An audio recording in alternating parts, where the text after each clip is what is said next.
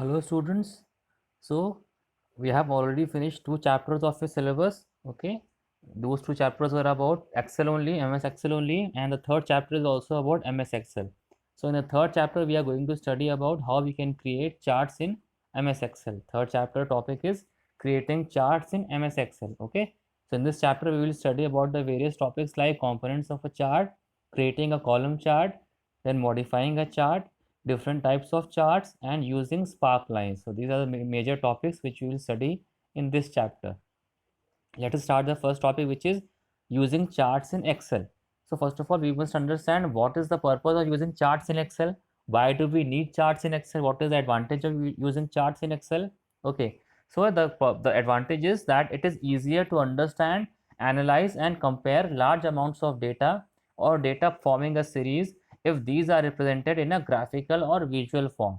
Okay, so large amounts of data can be easily understood also and analyzed and compared also. If we present that data, if we represent that data in the form of a graphical or a visual form.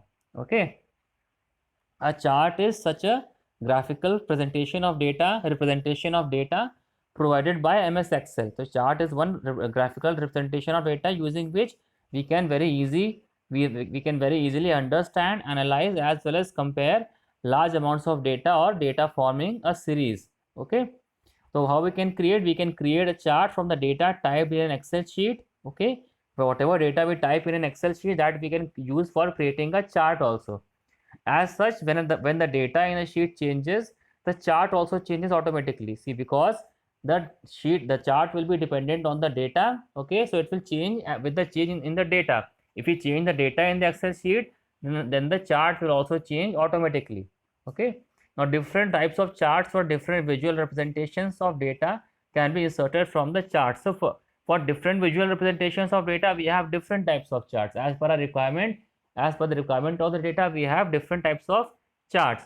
Okay, they can be inserted from the charts group under the insert tab. How we can insert them?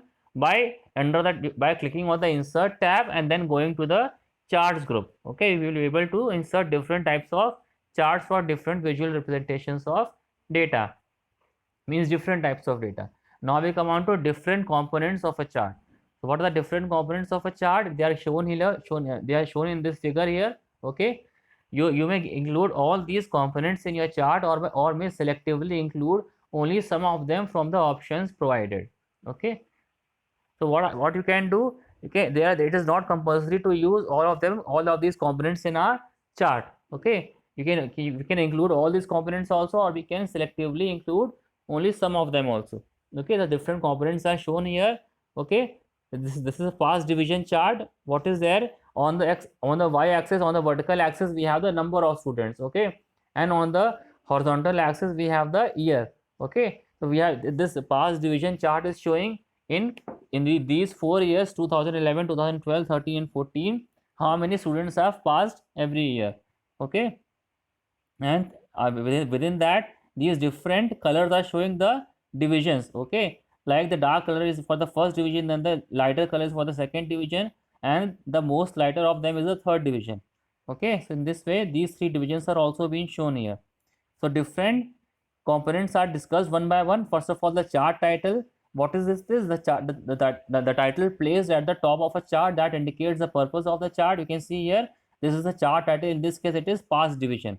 Okay, all the components are labeled here with the help of arrows. You can see this in the figure. It is very clear here. The chart title is the past division. Okay, then x-axis, which is also called the category axis. It represents the horizontal axis of a chart or graph. So category axis or axis is the axis which is having the year number. Okay, the horizontal axis, what we are having here, we are having the years. Okay, not the year number, but actually the years are mentioned here. Okay, like 2011, 12, then 2013 and 14. There are 4 years which are mentioned on the category axis, on the x-axis. Then the y-axis is there. Sorry, x-axis title is there. What is this? It is the title indicating the meaning of the values represented by the x-axis. So whatever values are being represented by the x-axis, that is indicated by the x-axis title.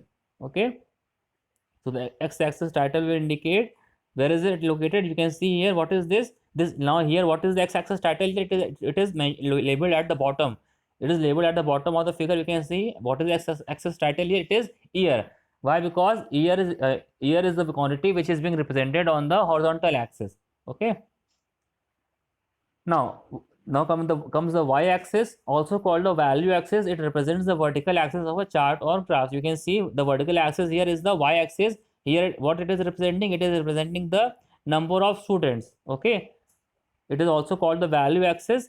So, what is the y-axis title here? Here it is the number of here it is the number of students here. Okay, here the number of students is the value axis. The value axis is the y-axis. Here what it is representing? It is representing the number of students who have passed in a single year. Okay, what is the y-axis title here? It is a title indicating the meaning of the values represented by the y-axis. And what is it? It is number of students in this case. Okay, then data label. What is data label? It is a label that's displaying the value represented by a given graphical block on the chart. See, what is this label? It displays the value which is represented by a given graphical block on the chart. Okay, what is the data label here?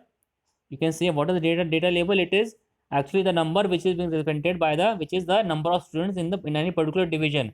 That is the data label. Okay, because what is the data here? The data is the number of students which have passed in different divisions in a single year. Okay, every year will have three types of data here, isn't it? One data will be for first division, one data is for second division, and one data will be for third division. You can see here in every year how many bars are there? 3 bars are there, and these 3 bars are corresponding to the 3 divisions. Okay, so all these 3 types of data will be represented by the data labels. So here the numbers in every division will be indicated by the data label. You can see it is being labeled as a data label. The value which is the value of the bars, all the 3 bars values are indicated as the data label. Okay, the data label is a label displaying the value represented by the given graphical block on the chart. Okay, then legend. What is legend? Legend is information used to identify the meaning of the different data series plotted by using different colors or patterns. So we use different colors or patterns to identify to plot the different data series. Data series. So what happens? That particular information is known as the legend. So here, what is legend here? You can see the legend is the information which is given at the right hand side of the figure. You can see here now what it is written. See this color here in legend, they have denoted the colors by the different divisions. Okay, they have denoted the different divisions by the different colors. So here, what is the legend here? Legend consists of 3 values, 3 pieces of information. The first information is about the first division. It is indicated by the dark orange color. Okay, and then the lighter orange color will be for the second division, and the most lightest of them, the most lighter color is for the third division. So this is the legend information which is being shown here in this figure.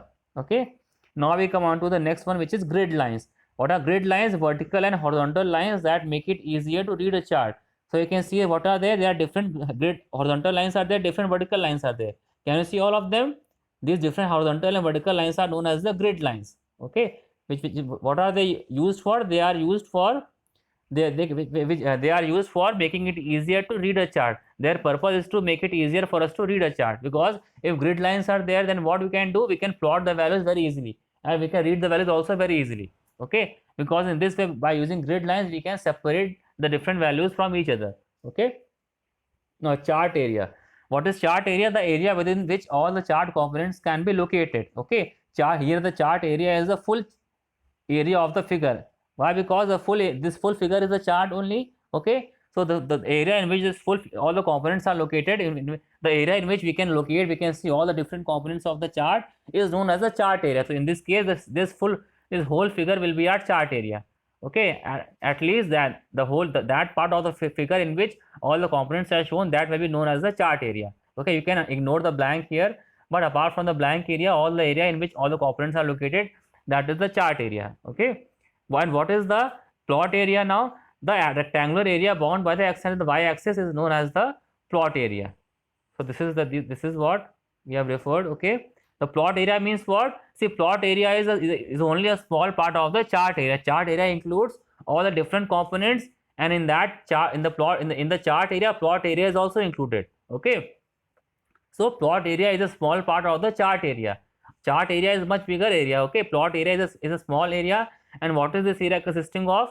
It is a rectangular area bounded by the x and the y axis. So here, what is x axis? X-axis is the category axis of the year, and what is the y-axis? Y-axis, the vertical axis, is the number of students. So the area which is bound by the x and the y-axis, it is known as the plot area, because in the plot area only we are constructing the blocks. We are constructing the blocks only in the plot area only. Okay. So with this, we will end this video here. I hope you have understood all the parts of the video. Now in the next video, we will continue with the next topic, which is creating a column chart. Till then, thank you and goodbye.